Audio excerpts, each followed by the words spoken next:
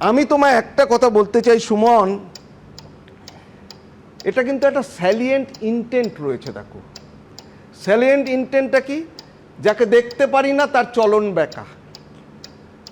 আজকে দেখো প্রথমটা হচ্ছে ড্যামেজ কন্ট্রোল, যেটা মাননীয় মুখ্যমন্ত্রী করলেন, সেটা হচ্ছে দেখো DG director police is working in a system under a directorate headed by the DG, and DG every minute operational সিস্টেমটাকে রিপোর্ট করতে হয় ministry of হোমকে।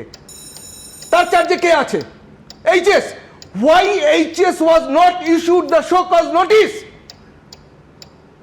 Why MIC Home Affair was not asked to submit her explanation? কেন হলো না বলো তো?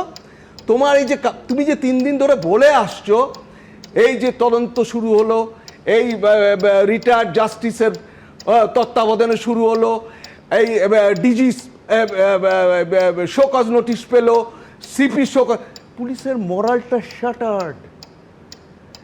That head of the directorate, আজকে যদি তাকে যদি শোকজ ইস্যু করা হয়, বলো তো top to bottom is mentally shattered and broken.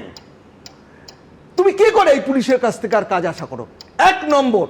2 নম্বর হচ্ছে যারা যারা ধরা পড়েছে প্রত্যেককে ছেড়ে দেওয়া হোক এক্ষুনি, ইমিডিয়েটলি, আনকন্ডিশনালি জেল থেকে। 2 নম্বর, গভর্নমেন্ট তো 1,10,000 টাকা করে প্রত্যেকটা ক্লাবে কোটি কোটি টাকা দান করে দুর্গাপুজোর সময়, করে না? তারপরে তোমার ওই রেড রোডে কার্নিভাল কোটি কোটি টাকা খরচা করে না? আজকে 100-150 কোটি টাকা গ্র্যান্ট করুক government. Let the money be returned to the person যারা তাদের রুটি রুজি বিক্রি করে ছাত্র শিক্ষক বাবা মার কাছ থেকে টাকা নিয়ে মাসে 20,000 টাকা মাইনা পেয়ে 12,000 টাকার টিকিট কেটে মেসেকে ধরতে। Everybody is buried, everything was buried. ওই সমস্ত বাচ্চা বাচ্চা ছেলেরা, আমি সেদিনই বলেছিলাম, আগের দিন তখনও হয়নি, অভিষেক বলে একটি ছেলে ছিল, আমি বললাম অভিষেক তুমি যতই বলো ভাই, তোমার কিন্তু শিওরের সংক্রান্তি, সকালবেলা খবরের কাগজে দেখলাম 4-5% ওয়ার অ্যারেস্টেড। কারণ আমি যখনই দেখেছি সংখ্যাটা 6, আমি 1 সেকেন্ড, আমি যখনই দেখেছি যে পিডিপিপি অ্যাক্টে কেস হয়েছে, prevention of damage to the public property act and maintenance of public order, 2টো সেকশন দিয়েছে, সঙ্গে আরও আছে, তখন আমি বুঝেছি রাত্রেই পিক আপ করা হবে এবং এখনো চলছে। বলুন, let Abhishek Banerjee pass directive through the government. Suman, Rajiv কুমারের দক্ষতা নিয়ে তো কারোর মনে কোনো সংশয় নেই, মুখ্যমন্ত্রীর অত্যন্ত কাছের অফিসার, কিন্তু তারপরেও মুখ্যমন্ত্রীর দপ্তর বা সরকারের পক্ষ থেকে তাকে শোকজ করানো হয়েছে, এটা অত্যন্ত খারাপ।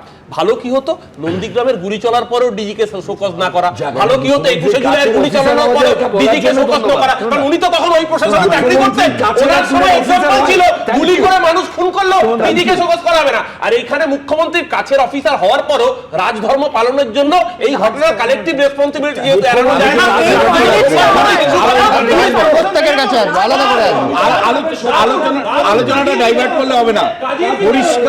পরিষ্কার অভিষেক বন্দ্যোপাধ্যায় দলের একদম শীর্ষ নেতৃত্ব, সাধারণ সম্পাদক, তিনি যখন বলছেন যে এই দর্শকরা নিরপরাধ, তাদের ক্ষোভ সঙ্গত, তাহলে আমার প্রশ্ন হচ্ছে যে পুলিশের উচিত রাজধর্ম পালন করে তাদেরকে ছাড়া, তাদের বিরুদ্ধে অভিযোগ না এনে যার বিরুদ্ধে আঙুল তুলেছেন অভিষেক বন্দ্যোপাধ্যায় তাদেরকে ধরা। দ্বিতীয় যেটা, এটা ন্যায্য কথা, আপনি বলছেন যে ক্রাইমটা গ্যালারিতে হয়নি, ক্রাইমটা মাঠে হয়েছিল। অভিষেক বন্দ্যোপাধ্যায় পরিষ্কার ওই কথাটাই বলছেন, তার জন্যই তো উনি বলছেন যে যারা কষ্ট করে জামা কাপড়, পুজোর জামা কাপড় না কিনে টাকা সঞ্চয় করেছে, তাদের টাকা জলে গেছে এবং তারা দায়ী নয়, সেটাই যথার্থভাবে বলেছে। যথার্থ বললে হবে না সুমনদা, আপনি তাহলে মানে প্রশাসনকে বলুন রিলিফ দিন, আপনি রিলিফ দিন।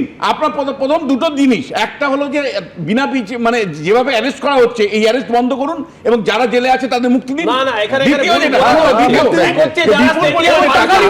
বিপুল পরিমাণে টাকা আপনি পুজোতে দেন, বিপুল পরিমাণে টাকা ক্লাবগুলোকে দেন, বলুক ওরা। তাহলে এখানে যারা বঞ্চিত হলো তাদেরকে টাকা ফেরত দেন সরকার থেকে। প্রথম কথা, পুলিশ জানো এই সংস্থার টাকা যে অনলাইন অ্যাকাউন্টে রয়েছে ব্লক করে রেখেছে, যাতে এই প্রতারকের কাছে টাকা না যায়, যাতে ফেরত পাঠানো যায়, তার জন্য ব্যবস্থা পুলিশ ইতিমধ্যেই করেছে। দ্বিতীয়ত, যারা স্টেডিয়ামে ভ্যান্ডালিজম করলো তাদেরকে ছেড়ে দিতে হবে। কেন জয় শ্রীরাম দোকান দিয়ে গেরুয়া পতাকা, লিওনেল মেসি গীতা পাঠ করতেছিল, গীতা পাঠ করতেছিল, জয় শ্রীরাম পেরিফেরিতে আনা এক সেকেন্ড। সব্যসাচী, এই যে প্রশান্ত বলছে জয় শ্রীরাম স্লোগান এবং ওই একটা লম্বা লাঠি, পুলিশ কি করছিল যখন ওই লম্বা লাঠি নিয়ে ঢুকছিল? পুলিশ বসেছিল? পুলিশ তারা বসেছিল না। দেখেনি? তার মানে পুলিশকে মমতা আক্রমণ করা হয়েছে। ব্যানার্জি পুলিশকে পরিকল্পিতভাবে আক্রমণ করা হয়েছে। পুলিশকে পরিকল্পিতভাবে আক্রমণ করা হয়েছে। পুলিশকে মারা হচ্ছে। বহু ব্যবহারে কাঁচা হয়ে গেছে, বহু ব্যবহারে ছুরিটা ভোতা হয়ে গেছে। সুকান্ত মজুমদারের গাড়ির সামনে মনে আছে যারা ওই গেরুয়া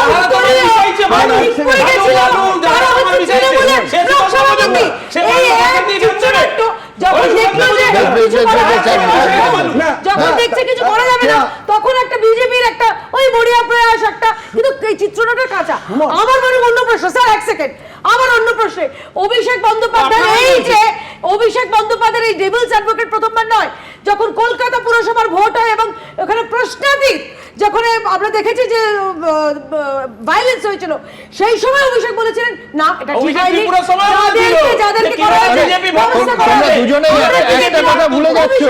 তো আমি যদি খতিয়ান করতে হয়, আরজি করের সময় একাধিক ক্ষেত্রে অভিষেক বন্দ্যোপাধ্যায় তৎকালীন সরকারের সম্পূর্ণ উল্টো দিকে প্রশ্ন তুলেছিলেন এবং একের পর এক ডাক্তারবাবুকে যখন ডাকা হচ্ছিল বা তাদের একেবারে সরকারি ব্যবস্থা নেওয়া হচ্ছিল, লালবাজারে ডাকা হচ্ছিল, তার প্রতিবাদ অভিষেক বন্দ্যোপাধ্যায় করেছিলেন। আপনাকে আমি বহুদিন বলেছি যে এটা কিন্তু দল এবং সরকারের মধ্যে দুই রকম কৌশল, দুটো কৌশল। একদিকে মমতা বন্দ্যোপাধ্যায় প্রশাসনিক জায়গা থেকে বিরোধীদের বা বিভিন্ন ব্যবস্থা নেবেন, আর আরেকদিকে অভিষেক বন্দ্যোপাধ্যায় পপুলিস্ট পলিটিক্সে অ্যাপ্রোচ করবেন। এখানে মমতা বন্দ্যোপাধ্যায় অ্যারেস্ট করছেন আর উল্টো দিকে দর্শকদের হয়ে কথা বলছেন অভিষেক বন্দ্যোপাধ্যায়। এটা আরজি করের ক্ষেত্রে মমতা বন্দ্যোপাধ্যায় মানে ডাক্তারদের বিরুদ্ধে ব্যবস্থা নিচ্ছেন, গুড কপ এবং ব্যাড কপ ফর্মুলা, কিন্তু এতবার। হ্যাঁ সলিলদা কি বলছেন? এক সেকেন্ড দেখো, তাহলে যদি তাই হয়, অরূপকে চেঁচাতে বারণ করো, তাহলে যারা ওখানে মাঠের মধ্যে ছিল আদিক্ষেতা প্রত্যেককে ইন্টারোগেশনে